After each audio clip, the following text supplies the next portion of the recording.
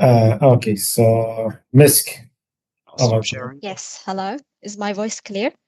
Yeah, Okay, I'll be sharing my screen now.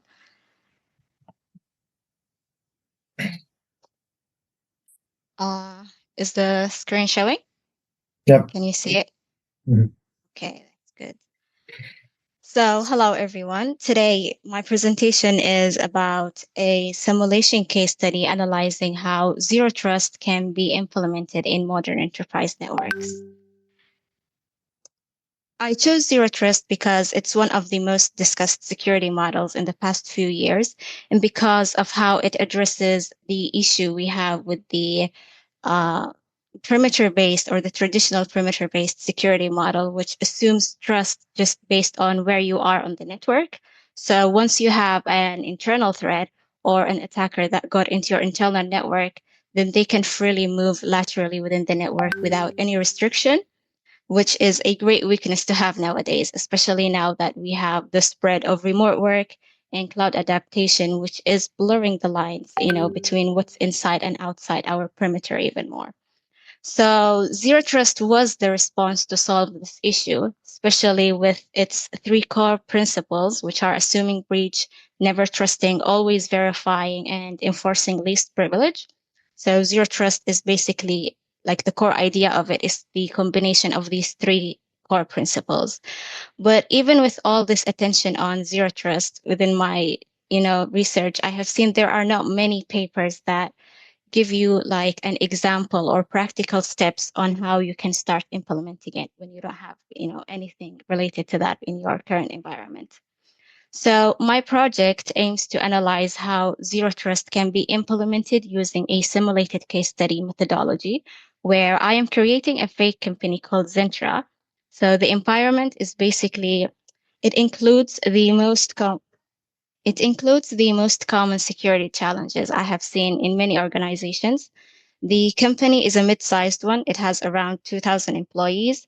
It works in a hybrid environment, so they have an on-premise and cloud infrastructure and some SaaS applications. In this implementation that I have done through this project, it's basically using common technologies like Azure AD for identity, for Scout NAC, and FortiGate firewalls for devices and network segmentation. This whole project, I am using the CISA Zero Trust Maturity Model as a guide to advance the maturity level of the identity, devices, and network pillars in this company, which is the focus in this project. So the implementation in this case study is done using following the phased implementation strategy. So we are starting with a baseline gap analysis to evaluate what is the current state of the environment, identify what are the key weaknesses in the identity, devices, and network controls, um, get the critical information like which users need access to what resources, what level of access they need for each role, and to like identify who are the privileged users within the environment. The second phase, which is identity hardening, focuses on securing the user authentication and improving how the admin privileges are managed within the environment. Then device visibility and compliance has the goal of making sure every device connected to the network is visible and meets a set of security standards or requirements. And finally, the fourth phase, which is the network segmentation and access control. In this phase, we apply microsegmentation, enforce released privilege, and use dynamic rules to basically limit the lateral movement within the network. So starting with identity, before the implementation, Zentra had three major issues, which are using the basic username and password authentication, which is inherently insecure because they are easily compromised. They had no multi-factor authentication, and identities within Zentra were fragmented. So different sets of identities were used for credentials of on-premise systems, cloud services, and also the administrative tools. Admin users were also had unrestricted access anytime from anywhere. So this all made them in the traditional level of the CISA Zero Trust Maturity Model. Moving on after the implementation, Zentra's identity management improved, so now they have multi-factor authentication enforced on all user accounts.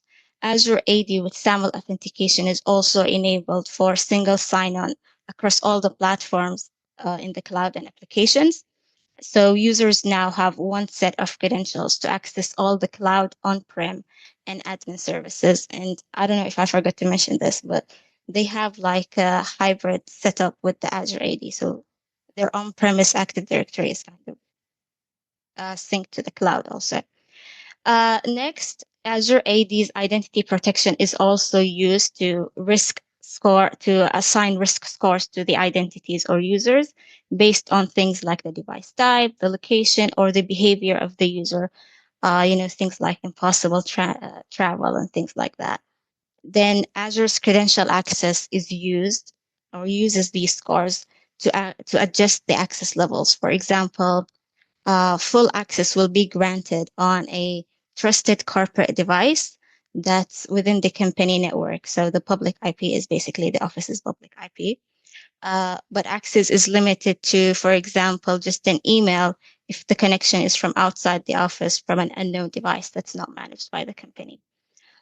Lastly, privileged identity management is also used to ensure admin privileges are granted just in time and that they are not static or fixed all the time.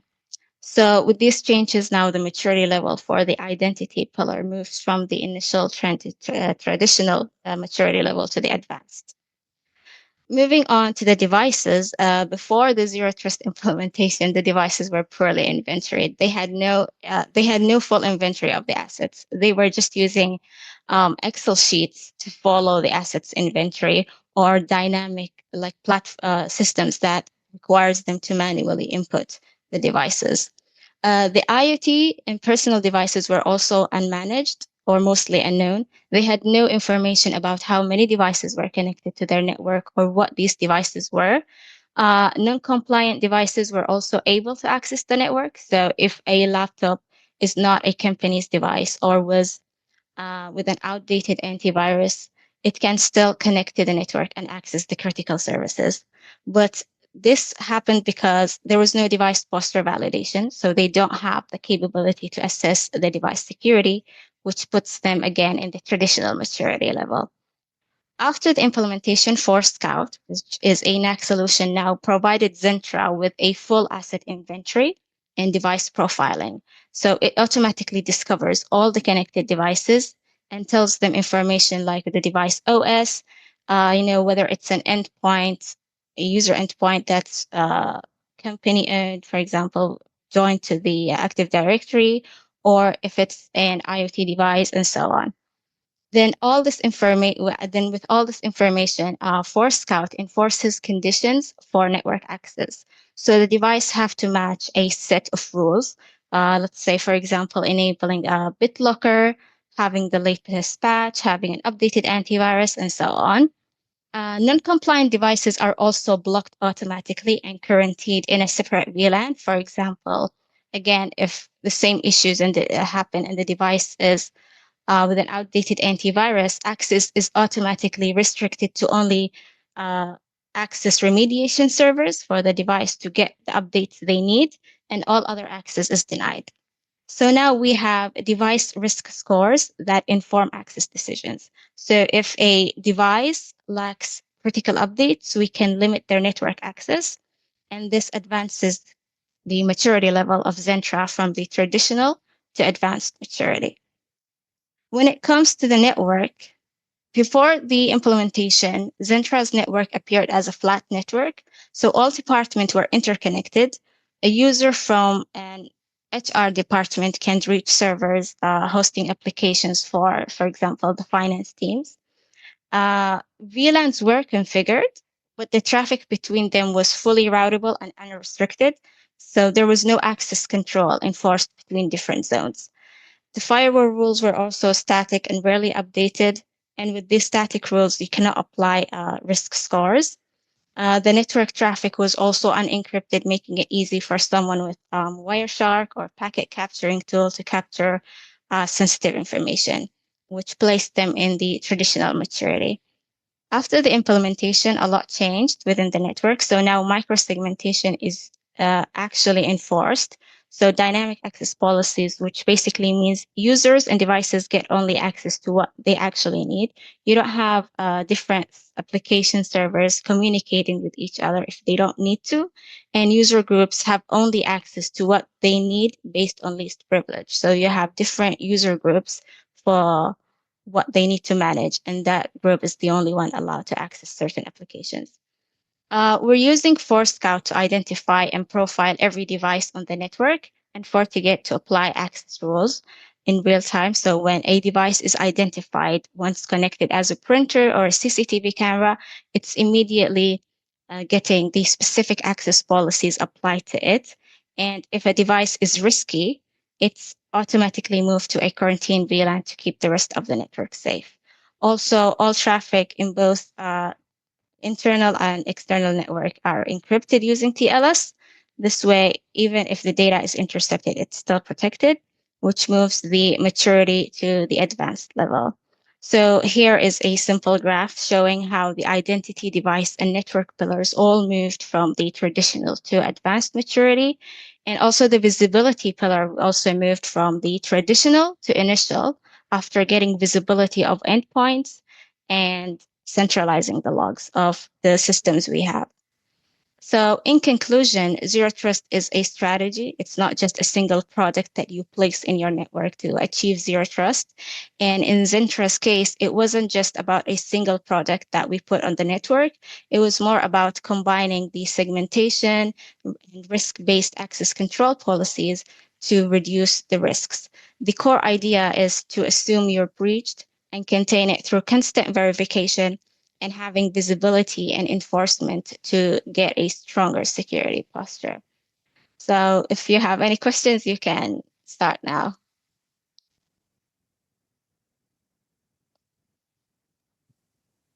Oh, sorry, I didn't raise my hand. Okay. Yeah, go ahead, Mohammed. Okay. Look, thank you, Misk. That was very well chosen topic, I would say. And the question I have is, what do you think the percentage currently represent the companies utilizing zero trust architecture? Do you see a big utilization of it, or is it still considered a new concept? So as the whole framework, like implementing Zero Trust in a good way, there is not a big percentage, obviously, in that. But when it comes to having products that advertised at Zero Trust, so let's say you have a VPN solution and they advertise that we have Zero Trust access kind of feature that we are going to enable, that is there in a lot of companies, even though from what I have seen, it always creates kind of issues where the security team kind of decides to implement the zero trust access feature within some of their products, and they don't kind of align with their IT teams regarding what specific conditions need to be met now with the from the user endpoints. So this creates an issue where once you apply the changes and zero trust access is implemented, a lot of companies face the issue where the users complain that their access have been denied. The security team tells the IT team, yeah, you have to apply these changes. And the IT team doesn't really know what exactly do they need to change within the network. So it creates a lot of confusion kind of. But yeah, there are a lot of companies that I have seen. They have zero trust access solutions, but it's not within the whole, what is it called, life cycle. It's not throughout the Yep. whole environment. It's a single solution that they have that advertises as zero trust. Yeah, no, thank you. Yeah, that answers my question. And look, thank you very much again. I actually learned a lot from this presentation personally. Thank you. Yeah, you can go on, Jack. Thank you. Thanks. It's actually very relevant to me because some of the topics you're bringing up are things that are, if not right now, are going to be topics of discussion at that C level, as we're trying to not just deal with a single system level access, but because of integrations, those APIs, the connection level between that, each one seems to they're adding another system in that needs to talk to another. So I'm talking about you might have a GIS system and you've got an Active Directory controlling access to that. Then you bring in a CRM and you're adding something else. That level of integrations, and it's when you're talking about a strategy, it really has to be. What would be your elevator pitch to a not necessarily CIO level, but that CEO level of why they can't have the new shiny thing? We've got to look at this security stretch. What would be your elevator pitch? Do you mean by a question, how do you tell the CEO that you need to implement this specific zero trust solution? Exactly. That's a nice summary. Yes. Okay. So from that perspective, you just have to put it in a business sense. So you have to tell, for example, let's say you are a company that's developing some type of application for purchases and commercial use. So you would tell your CEO, give him how this is going to kind of impact this, the business itself. Like how, if the company was to be compromised in some shape, way, or form, you give him how this is going to basically jeopardize what he have been working on, because that's the language of, the C-level people. So you have to tell him how, the security, kind of give him the ROI or return of investment regarding what he's paying for. So tell him that, okay, we're paying this for this solution to give us XYZ benefits. But if this was to be compromised, then our data or our customer data will be stolen, which will give us, reputational damage. We're going to get these fines or penalties to be saved. So it kind of give him the pros and cons of what if and what if we don't. So they get the big picture. At that strategic level. Yeah. Lovely summary there. Thank you, Misk. I'm stealing that, by the way. No problem. Okay. Yeah, I do have a question, Misk. I really enjoyed this presentation, and it's actually very close to my field of interest. One question I had is that your case study about this Zentra company, maybe it's the other side of Muhammad's question.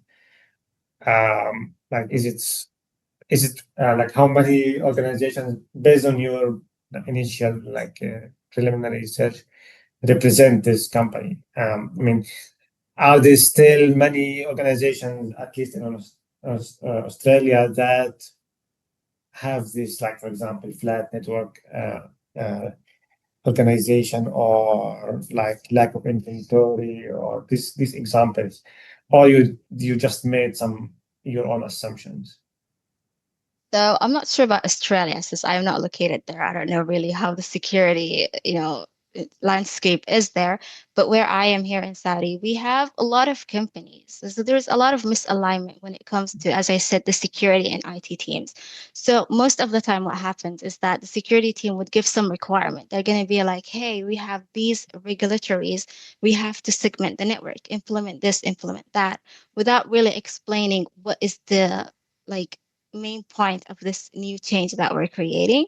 So what happens is you will have the network team that will kind of do the segmentation. You will have different VLANs, but then for, the ease of use, they will kind of make everything routable. There is no much kind of difference. It is technically still a flat network. So I feel like a lot of companies' security team believe, where I am here, that they have the specific security control set, but most of them are not really working the way they're supposed to be. So most of the rules would be a bit relaxed, fine-tuned to be a bit like they don't exist at this point. And most security teams here don't have they don't go to review or audit what have been made to check, is this really what we have been asking? Like, is it enforced the way we wanted it to be? That's the main thing. Thanks, Misk. Yeah, really great presentation on a great topic. Okay, so I think yeah, we don't have any more presenters. So yeah, so yeah, I think we just conclude our session today. So thanks everyone for your great work and great presentation. And yeah, so look forward to working with you in other opportunities. Thank you.